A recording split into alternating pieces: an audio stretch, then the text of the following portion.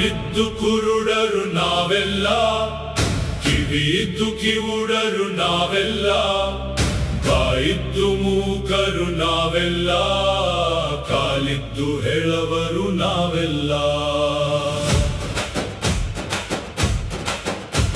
ಅನ್ಯಾಯಗಳು ಕಾಣದೆ ಮಗೆ, ಹುಸಿ ನುಡಿಗಳು ಕೇಳದೆ ಮಗೆ, ಪ್ರತಿರೋಧಿಸುವ ಬಾಯಿಲ್ಲೆ ಮಗೆ, ಶಕ್ತಿಹೀನ ಮಾಡಿಹೆವು ಬಲಿಷ್ಠ ಕಾಲುಗಳಿಗೆ.